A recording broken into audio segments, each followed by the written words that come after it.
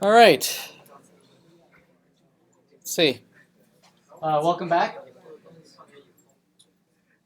Hope you all had a great break.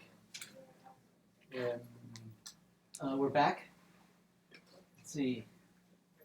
Let's see. Where are we? We've been implementing an application, right, for folks, for faculty and students to be able to interact with one another. Uh, Mostly focusing on the faculty side of the assignment.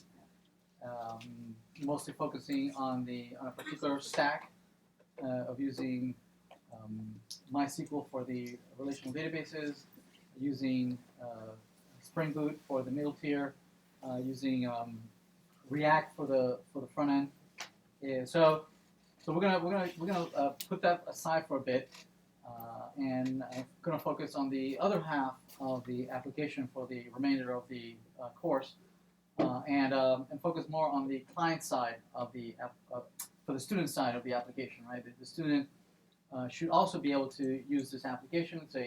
The students has a completely different set of use cases. For the course, they mostly have a read-only use case, right? That they can consume the course, they can look at the content, but they can't modify anything, right? They and as we progress, we'll add a couple things that the student can generate as data. For instance, they might be able to take a quiz, or they might be able to submit an assignment, and they might be able to be graded. Right? So there'll be some interaction or possibilities for the student to provide some data to the system. But for the next assignment or so, the user will be mostly a read-only consumer of the content. Okay. So we'll get a chance to play around with some other use cases for a completely different audience, right? And also we'll play around with some other technology stack. It'll give us a chance to play around with a different technology stack. We're going to for the back end for the database part, we're going to be using the Mongo database. For the middle tier, we're going to be using Node.js and Express's middle tier. And for the front end, we're going to be using Angular. Right, that together, the collection of those 3 or 4 technologies comprises what is also often referred to as the mean stack. Right, M for Mongo, E for Express, A for Angular, and N for Node.js. It's not really a framework. It's just 3 technologies that work very well together. Right? But they don't know anything about each other. They just work very well together. So it's not really a framework. It's a stack. We will still be using the relational database that we've been working on for the last several weeks. So we'll still be using that database as a read-only from that database. So we're going to still be using the middle tier, the Java middle tier, as a read-only. Right? So we'll have for instance, this coming up assignment, we'll have we'll implement in Angular a read-only client that will consume the modules, the courses, and all that, right? And we'll generate a read-only version of those courses, those modules, whatnot, but implemented in Angular. Angular reading from a Java middle tier, right, backed by a MySQL database. Right?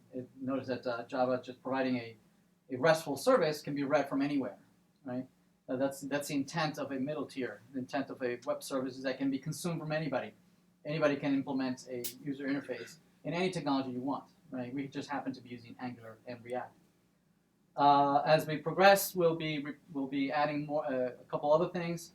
We'll add another middle tier that's specific to students. To implement some other use cases, such as submitting an assignment or taking a quiz. So that part will be implemented with Node.js and MongoDB. So any data that the student generates, that will be handled by a Node.js and MongoDB middle tier database. Okay. So that will take us for the next 3 weeks. towards the end, we'll play around with a couple more things such as React Native, almost towards the end of the semester, and Vue.js.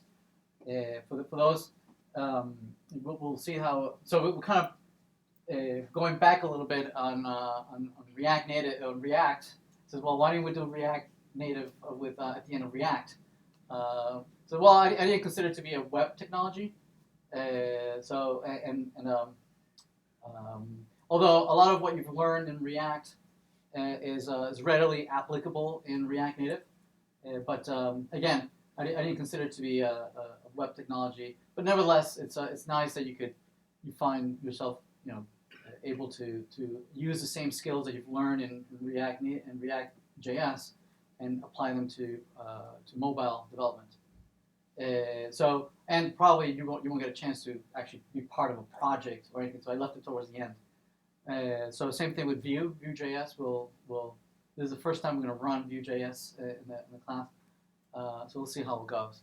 And I left it towards the end just to bring Angular a little bit earlier so you can consider perhaps using it in your projects. Okay.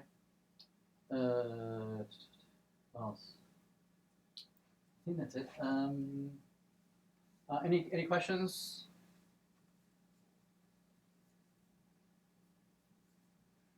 Okay.